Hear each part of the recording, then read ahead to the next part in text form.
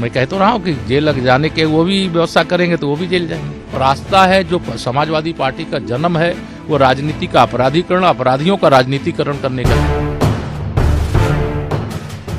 उत्तर प्रदेश की सियासत के दो बड़े चेहरे, दोनों एक दूसरे के सबसे बड़े धुर विरोधी, सदन से लेकर सड़क तक एक दूसरे पर सियासी हमले, आए दिन कटाक्ष और एक दूसरे पर कमेंट। मैं कह तो रहा हूँ कि जेल लग जाने के वो भी व्यवस्था करेंगे तो वो भी जेल जाएंगे। उत्तर प्रदेश के डिप्टी सीएम केशव प्रसाद मौर्य अखिलेश यादव के बीच आए दिन वाक युद्ध होता रहता है। कभी अखिलेश यादव मौर्य को लेकर हमलावर नजर आते हैं तो कभी केशव मौर्य अखिलेश यादव पर।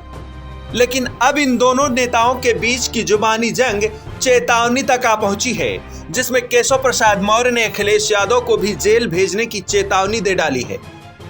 श्री अखिलेश यादव जी यह समझ लें, गुंडों, अपराधियों, माफियाओं, दंगाइयों के बल पर समाजवादी पार्टी का कोई भविष्य नहीं है। समाजवादी पार्टी के जितने विधायक हैं, नेता हैं, पदाधिकारी हैं, वो अधिकतम जेल में ही हैं। उनको जेल मिलने जाने की जरूरत पड़ रही है। तो वो क्यों पड़ रही है? इसलिए पड़ रही है क्योंकि जो उनका रास्ता है, जो समाजवादी पार्टी का जन्म है, वो राजनीति का अपराधीकरण, अपराधियों का राजनीतिकरण करने का है। क्योंकि जेल लग जाने के वो भी व्यवस्था करेंगे तो वो भी जेल जाएंगे।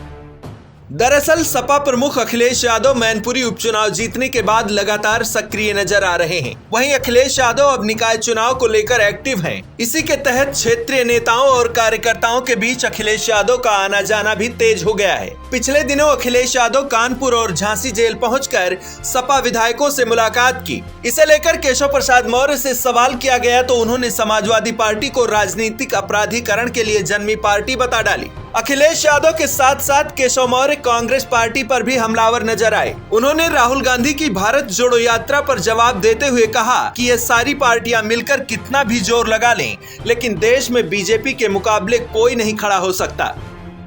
इनके एजेंडे सेट हैं। कोई भ्रष्टाचारी है, कोई परिवारवादी है, कोई तुष्टीकरणवादी है, और किसी को भारत का विकास अच्छा नहीं लगता, किसी को भारत में गरीब कल्याण की योजनाएं अच्छी नहीं लगती, किसी को महिलाओं के सशक्तिकरण का काम अच्छा नहीं लगता, किसी को धारा 370 हटाया जाना अच्छा नहीं लगता, किसी को रामलला की जन्मभूमि पर भव्य मंदिर बन रहा है यह अच्छा नहीं लगता, किसी को ट्रिपल तलाक कानून बना दिया गया है यह अच्छा नहीं लगता। तो जब बहुत सारा कुछ अच्छा नहीं लगता है तो मुद्दे सब अलग अलग करके वो सब आपस में एक हैं, लेकिन आपस में एक रह करके भी भारतीय जनता पार्टी का यह सब कुछ नहीं बिगाड़ पाएंगे। डिप्टी सीएम केशव प्रसाद मौर्य ने न सिर्फ सियासी दलों पर हमला बोला, बल्कि देश के कई मुद्दों पर भी अपनी बात रखी। उन्होंने धर्मांतरण पर अपनी बात रखते हुए साफ साफ जवाब दिया। धर्मांतरण जो गलत तरीके से इस देश में प्रलोभन दे करके कराना, धर्मांतरण गलत है।